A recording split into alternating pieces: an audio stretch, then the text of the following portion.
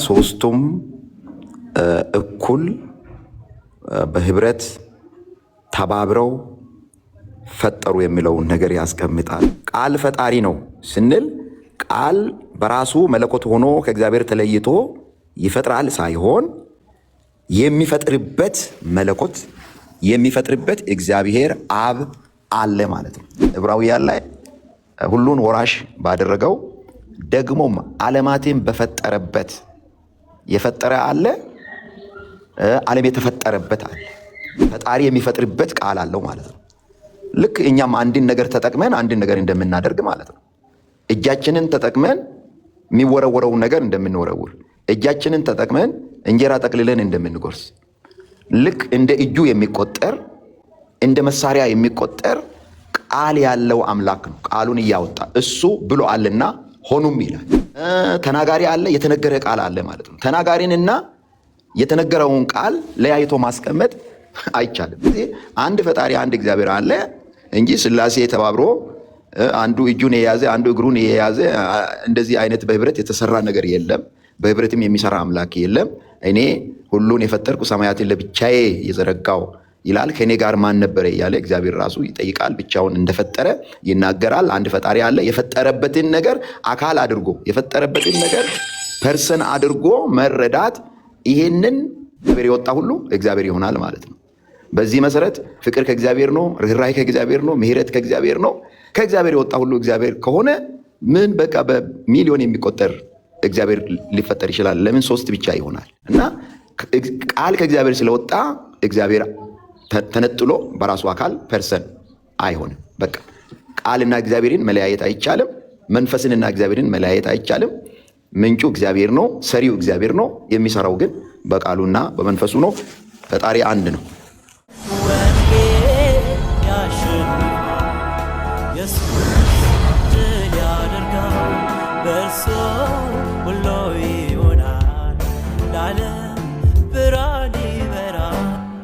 አንድ ቀን አንድ የሥላሴ አስተማሪ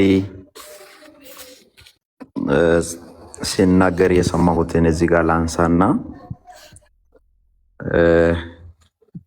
ሥላሴዎች በመፍጠር ላይ ተባብረው ነው የፈጠሩ ብሎ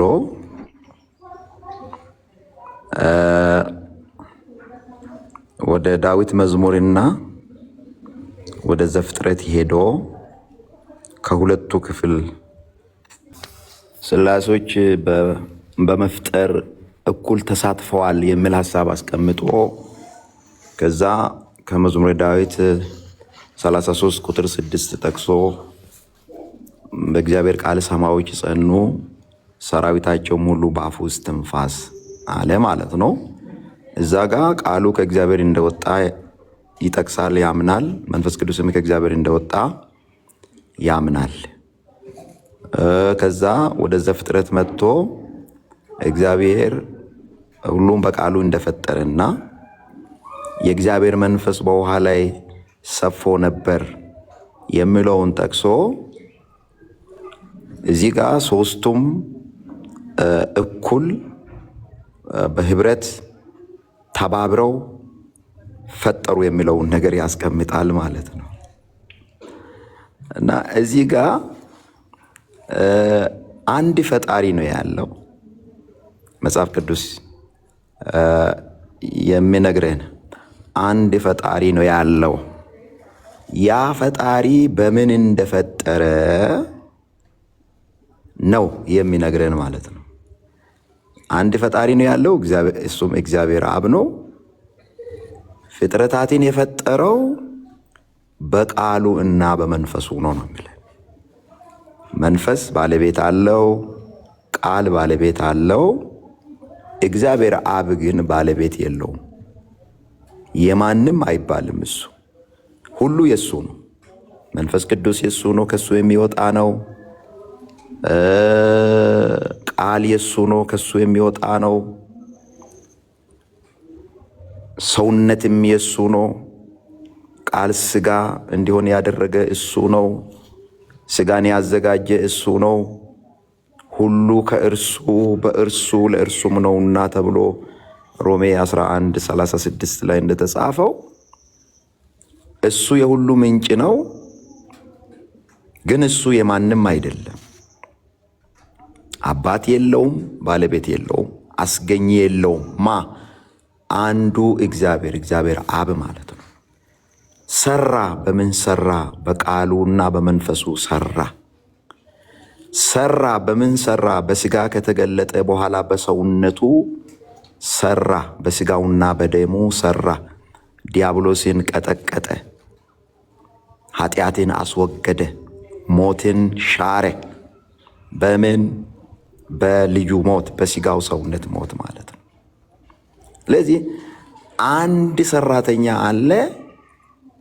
ያ አንዱ ሰራተኛ የሚሰራበት ነገር አለው ማለት ነው።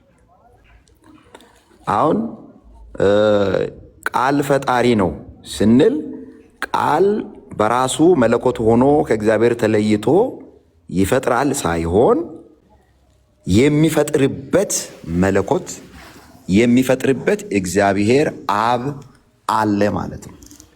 ዕብራውያን ላይ ሁሉን ወራሽ ባደረገው ደግሞም ዓለማትን በፈጠረበት የፈጠረ አለ፣ ዓለም የተፈጠረበት አለ። ፈጣሪ የሚፈጥርበት ቃል አለው ማለት ነው። ልክ እኛም አንድን ነገር ተጠቅመን አንድን ነገር እንደምናደርግ ማለት ነው።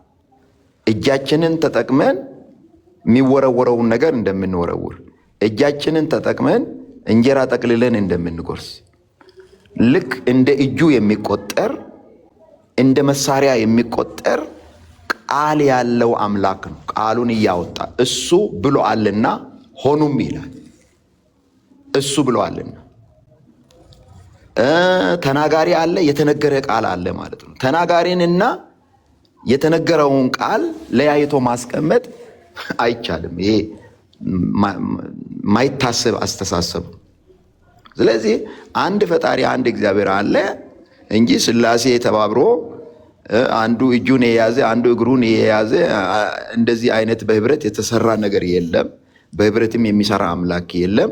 እኔ ሁሉን የፈጠርኩ ሰማያትን ለብቻዬ የዘረጋው ይላል። ከኔ ጋር ማን ነበረ እያለ እግዚአብሔር ራሱ ይጠይቃል። ብቻውን እንደፈጠረ ይናገራል። አንድ ፈጣሪ አለ። የፈጠረበትን ነገር አካል አድርጎ የፈጠረበትን ነገር ፐርሰን አድርጎ መረዳት፣ ይሄንን ምንድነው የሚያመጣ? የሥላሴን መንፈስ ይዞ ሥላሴን በአእምሮ ይዘው ቃሉን ሲያዩ በቃ ሥላሴ ይፈጠራል ማለት ነው። በጥቅሱ ከእግዚአብሔር የወጣ ሁሉ እግዚአብሔር ይሆናል ማለት ነው። በዚህ መሰረት ፍቅር ከእግዚአብሔር ነው፣ ርኅራኄ ከእግዚአብሔር ነው፣ ምሕረት ከእግዚአብሔር ነው።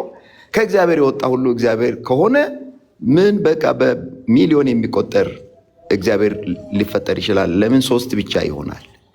እና ቃል ከእግዚአብሔር ስለወጣ እግዚአብሔር ተነጥሎ በራሱ አካል ፐርሰን አይሆንም። በቃ ቃልና እግዚአብሔርን መለያየት አይቻልም። መንፈስንና እግዚአብሔርን መለያየት አይቻልም። ምንጩ እግዚአብሔር ነው፣ ሰሪው እግዚአብሔር ነው። የሚሰራው ግን በቃሉና በመንፈሱ ነው። ፈጣሪ አንድ ነው። እሺ፣ እግዚአብሔር ይስጥልን ቢሾፕ፣ እጅግ በጣም እናመሰግናለን። ወንጌል ያሸንፋል፣ ኢየሱስ ድል ያደርጋል፣ በእርሱ ሁሉ